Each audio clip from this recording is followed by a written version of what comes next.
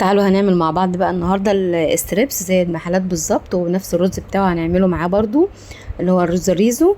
وهنطلع لكم احلى ستريبس ان شاء الله بطريقه سهله وبسيطه، وهتعملها في البيت زي المطاعم بالظبط. ده كده زي ما انتم شايفين، وهقول لكم بقى على السر هنا اللي هيطلع معاكي مقرمش ايه هو. تابع معايا الفيديو، يلا نسمي بقى بالله. وما ننساش بقى نعمل اشتراك للقناه وتفعلي زر الجرس وتدوسي على كلمه الكل عشان يوصلك كل جديد. دعوه حلوه منكم بقى ليا. هنا معايا اول حاجه ايه، كوبايه ميه ساقعه. هنحط التوابل بتاعتنا بقى ايه، بصوا بقى. معايا بقى معلقه ملح كبيره، معلقه بابريكا، معلقه توم باودر، معلقه بصل باودر، معلقه شطه، معلقه جنزبيل، معلقه كزبره ناشفه، معلقه فلفل اسمر، معلقه كمون، نص معلقه سبع بهارات. كل التوابل دي كده هنحطها في الميه الساقعه اللي احنا الكوبايه اللي احنا حطيناها. هنا معايا ليمونه هنعصرها، وهنحط شويه خل، حوالي معلقتين خل كده. وتقلبي بقى كل التتبيله دي كده في قلب بعضها حلوه قوي لغايه ما كل التوابل دي تدوب معاكي. وهنا انا جايبه معايا كيلو الا ربع استريبس، طبعا الراجل مقطعه كده زي ما انتم ما شايفين. وانت لو جايبه الصدور سليمه ممكن تقطعيها بنفس التقطيع دي كده. طبعا غسلاها ونقعاها وصفيتها، وجيت بقى حطيتها في المحلول بتاعها ده. دي التتبيله اللي احنا هنتبل بيها الاستريبس. تمام. لو وصلتي معايا لغايه هنا صلي معايا على سيدنا محمد عليه افضل الصلاه والسلام. لو وصلتي معايا لغايه هنا ما تنسيش تعملي الاشتراك للقناه. هنا هنعمل بقى معايا الرز. انا كده تبلتها خلاص وسبتها بقى تتبل معايا، تقعد معايا بقى في تتبيله ليله كامله. عايزه تسيبيها شويه، ساعه ساعتين، يعني زي ما تحبي. هنا معايا بقى هنعمل الرز معانا ايه اللي هو رز ريزو. معايا حله فيها شويه زيت كده حلوين وفرمه بصلايه، حطيتها عليها وقلبتيها بقى كده. واخدت قطعتين من الفراخ اللي انا متبلاهم وقطعتهم صغير وحطيتها على البصلايه. تمام. وقلبيهم بقى كده. واحنا بنقلبهم البصله بتتحمر طبعا معايا. هنحط معلقه كركم ومعلقه كاري، وهنا مكعب مرقه دجاج ونص معلقه فلفل اسمر ومعلقه ملح. وهنا معايا معلقتين صويا صوص، ولو عندك كاتشب حطي معلقتين، لكن انا ما كانش عندي. كل الحاجات دي هنقلبها كده مع البصله.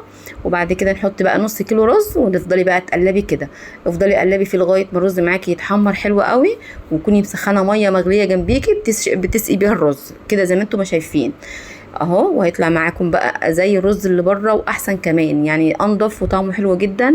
وانت اللي عاملاه على ايديكي.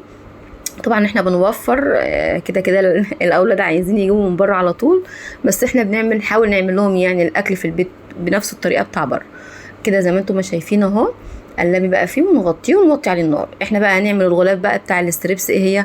معايا هنا حوالي كوبايتين دقيق، وعليهم 3 معالق النشا، وعليهم بقى السر معانا هنا سر القرمشه.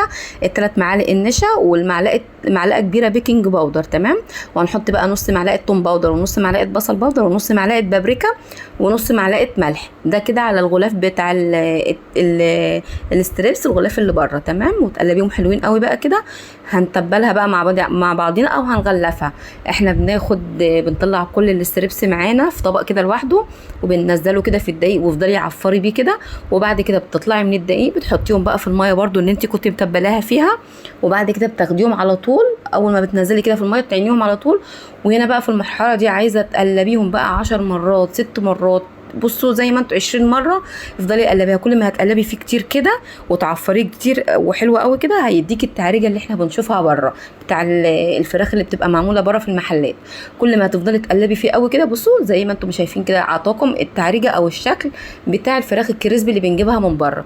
هنعيد تاني اهو. حطينا، وبعد كده هنحطه في الميه تاني، ونرجع بقى نرجع للدقيق تاني، وتعفري بقى تقلبي كذا مره كذا مره. بصوا افضلوا قلبوا كتير قوي فيها علشان تديكم الشكل والتعريجه اللي انتوا عارفينها واللي الاولاد بيحبوها كده. خلاص هنخلصهم بقى كلهم. انا حاطه هنا معايا زيت سخن جدا، ورحت نازله بقى بالستريبس اللي انا عاملاه. انزلي بقى على طول كده وما تقلبيش، سيبيه بقى خالص كده. اول ما هياخد وش على طول ويمسك نفسه تيجي مقلباه على طول. هنا معانا ما نقلبش فيه جامد علشان ما يطرش معاكي ويسيب. بتسيبيه لغايه ما ياخد اللون مع نفسه كده وبراحته. وبعد كده بتطلعي بقى زي ما انتم شايفين كده. ده كده شكله اهو، لونه زي بره بالظبط، والطعم كمان حلو جدا. وان شاء الله هيعجب الاولاد وهيعجبك. الطريقه دي حلوه وسهله. هو في طريقه تانية وهنزلها لكم قريب ان شاء الله، بس دي طريقه تانية حلوه يعني دي عجبتني بصراحه. هنا الرز بعد ما استوى معايا اهو. معلش في معانا مكان تحت في الشارع، معلش حقكم عليه على الصوت ده. هنا معايا الرز اهو خلاص استوى، وطالع حلو جدا ومفلفل ومش ولا معجن ولا لازق.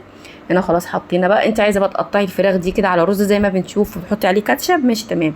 لكن انا عندي بيحبوه كده، يعني بيحبوا سليم والرز كده في الطبق زي ما انتم ما شايفين كده اهو. ما ننساش نعمل اشتراك بقى وتكتبي لي كومنت حلو كده. ما ننساش بقى نصلي على سيدنا محمد عليه افضل الصلاه والسلام، ودعمكم معايا ودعواتكم ليا بقى ان شاء الله بالتوفيق وبألف هنا وشفا.